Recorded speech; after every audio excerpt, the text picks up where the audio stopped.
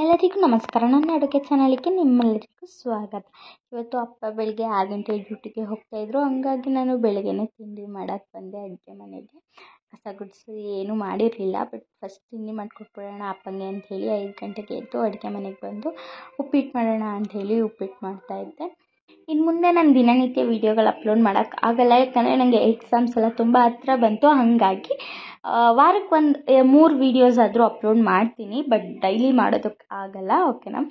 ನಾನು ಮಧ್ಯಾಹ್ನ ಟೊಮೊಟೊ ಗೊಜ್ಜು ಮಾಡೋಣ ಅಂಥೇಳಿ ಮಾಡ್ತಾಯಿದ್ದೆ. ಡಾಬಾ ಸ್ಟೈಲು ತುಂಬಾ ಟೇಸ್ಟಿಯಾಗಿರುತ್ತೆ. ನಿಮ್ಮ ಮನೇಲೂ ಒಂದು ಸಲ ಟ್ರೈ ಮಾಡಿ ನೋಡಿ. ನಾನು ಮೊದಲು ಬಾಣಲಿ ಇಟ್ಕೊಂಡು ಅದಕ್ಕೆ ಒಂದು 3 ರಿಂದ 4 ಟೇಬಲ್ ಸ್ಪೂನಷ್ಟು ಎಣ್ಣೆನ ಹಾಕೋತಾ ಇದ್ದೀನಿ. ಆ ಎಣ್ಣೆ ಹಾಕ್ಕೊಂಡು ಈರುಳ್ಳಿನ ಫ್ರೈ ಮಾಡ್ಕೊತಾ ಇದ್ದೀನಿ. ಈರುಳ್ಳಿನ ಚೆನ್ನಾಗೆ ಫ್ರೈ ಮಾಡ್ಕೋಬೇಕಾಗತ್ತೆ. ನೀವು ಒಂದು 2 ನಿಮಿಷದಷ್ಟು ಈರುಳ್ಳಿನ ಫ್ರೈ ಮಾಡ್ಕೊಳ್ಳಿ.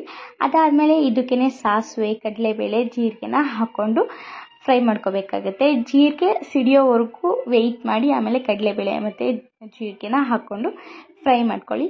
ಅದಾದಮೇಲೆ ಬೆಳ್ಳುಳ್ಳಿ ಮಾತ್ರ ಹಾಕೋತಾ ಇದ್ದೀನಿ. ನಾನು ಬೆಳ್ಳುಳ್ಳಿನ ಜಜ್ಜಿಬಿಟ್ಟು ಹಾಕೋತಾ ಇದ್ದೀನಿ. ನೀವು ಕೂಡ ಹಾಗೆ ಬೆಳ್ಳುಳ್ಳಿ ಮಾತ್ರ ಜಜ್ಜಿಬಿಟ್ಟು ಹಾಕ್ಕೊಳ್ಳಿ, ಶುಂಠಿ ಏನು ಬೇಡ. ಇದನ್ನೆಲ್ಲ ಮತ್ತೆ ಫ್ರೈ ಮಾಡಬೇಕಾಗತ್ತೆ. ಅದಾದಮೇಲೆ ಅದಕ್ಕೆ ನಾನು ಒಂದು 2 ಹಸಿಮೆಣ್ಸಿನ್ಕಾಯಿ ಹಾಕೋತಾ ಇದ್ದೀನಿ. ಮತ್ತು ನಾನು ಅಚ್ಚ ಖಾರದ ಪುಡಿ ಹಾಕೋತಾ ಇದ್ದೀನಿ, ಮತ್ತು ಕೆಂಪು ಮೆಣಸಿನ್ಕಾಯಿ ಪುಡಿನ. ಹಾಗಾಗಿ ಇವಾಗ 2 ಮೆಣಸಿನ್ಕಾಯಿ ಮಾತ್ರ ಹಾಕೋತಾ ಇದ್ದೀನಿ. ಇದಕ್ಕೆ ಸ್ವಲ್ಪ ಕರ್ಬೇವಿನ ಸೊಪ್ಪನ್ನ ಹಾಕೋತಾ ಇದ್ದೀನಿ. ಸ್ವಲ್ಪ ಬಾಡೋಗಿತ್ತು ಕರ್ಬೇವಿನ ಸೊಪ್ಪು, ಅದನ್ನೇ ಹಾಕೋತಾ ಇದ್ದೀನಿ ನಾನು.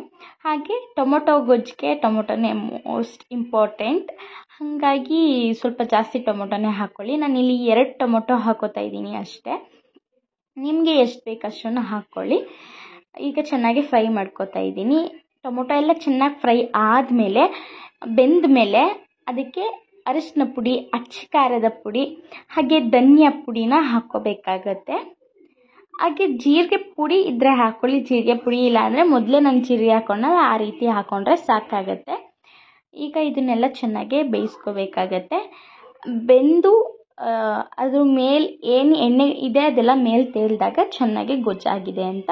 ಇದಕ್ಕೆ ಸ್ವಲ್ಪ ಉಪ್ಪು ಹಾಕಿ ಹಾಗೆ ಈಗ ನಾನು ನೀರು ಹಾಕ್ಕೊತೀನಿ. ಇದಕ್ಕೆ ಸ್ವಲ್ಪ ನಿಮಗೆ ಜಾಸ್ತಿ ಗಟ್ಟಿ ಬೇಕು ಅಂದರೆ ಸ್ವಲ್ಪ ನೀರು ಹಾಕ್ಕೊಳ್ಳಿ, ಸ್ವಲ್ಪ ತೆಳ್ಳಗೆ ಬೇಕಂದರೆ ಸ್ವಲ್ಪ ಜಾಸ್ತಿನೇ ನೀರು ಹಾಕ್ಕೊಳ್ಳಿ. ಇದು ಗಟ್ಟಿಗಿದ್ರೇ ಚೆಂದ ಗೊಜ್ಜು ತಿನ್ನೋದಕ್ಕೆ. ನಾನು ಒಂದು ಸಣ್ಣ ಗ್ಲಾಸಷ್ಟು ನೀರನ್ನ ಹಾಕ್ಕೊಂಡು ಮಳ್ಳೋದಕ್ಕೆ ಬಿಡ್ತಾಯಿದ್ದೀನಿ. ಇದಕ್ಕೆ ಸ್ವಲ್ಪ ಕೊತ್ತಂಬರಿ ಸೊಪ್ಪು ಹಾಕೋತಾ ಇದ್ದೀನಿ ಮೇಲ್ಗಡೆ. ನಾನು ಸ್ವಲ್ಪ ಜಾಸ್ತಿನೇ ಹಾಕ್ಕೊಂಡಿದ್ದೀನಿ. ನಿಮಗೆ ಸ್ವಲ್ಪ ಹಾಕ್ಕೋಬೇಕಂದ್ರೆ ಸ್ವಲ್ಪ ಹಾಕ್ಕೊಳ್ಳಿ, ಜಾಸ್ತಿ ಇಷ್ಟ ಆದರೆ ಜಾಸ್ತಿ ಹಾಕ್ಕೊಳ್ಳಿ. ನಾನು ಇದೆಲ್ಲ ಈಗ ಚೆನ್ನಾಗಿ ಕುದಿಯೋದಕ್ಕೆ ಬಿಟ್ಟಿದೆ. ಈಗ ಬಂದಾಗಿದೆ. ಈ ರೀತಿಯಾಗಿ ಎಣ್ಣೆ ಮೇಲೆಲ್ಲ ಬಂದರೆ ಗೊಜ್ಜು ರೆಡಿಯಾಗಿದೆ ಅಂತ. ತುಂಬಾ ಟೇಸ್ಟಿಯಾಗಿತ್ತು. ನಿಮ್ಮ ಮನೇಲಿ ಒಂದು ಸಲ ಟ್ರೈ ಮಾಡಿ. ಎಕ್ಸಾಮ್ ಹತ್ರ ಬರ್ತಿರೋದ್ರಿಂದ ನಾನು ಸ್ವಲ್ಪ ಸ್ಟಡಿ ಮಾಡೋಕ್ಕೆ ಕೂತ್ಕೊಂಡೆ. ಅಡುಗೆ ಎಲ್ಲ ಆಗಿತ್ತು, ಹಾಗಾಗಿ ನೈಟ್ವರೆಗೂ ಸ್ಟಡಿ ಮಾಡಿದೆ. ಆಮೇಲೆ ಅಮ್ಮ ಇವತ್ತು ಊರಿಂದ ವಾಪಸ್ ಬಂದರು. ಅಮ್ಮ ಕೂಡ ಸ್ವಲ್ಪ ಅಡುಗೆನೆಲ್ಲ ತಂದಿದ್ರು ಊರಿಂದ ಬರ್ತಾ. ಹಾಗೆ ನಾನು ಮಾಡಿದ ಗೊಜ್ಜನ್ನ ತಿಂದೆ. ಇವತ್ತಿನ ದಿನ ಮುಂದಿನ ವಿಡಿಯೋದೊಂದಿಗೆ ನಾನು ನಿಮ್ಮೆಲ್ಲರಿಗೂ ಸಿಗ್ತೀನಿ. ಅಲ್ಲಿವರೆಗೂ ಟೇಕ್ ಕೇರ್.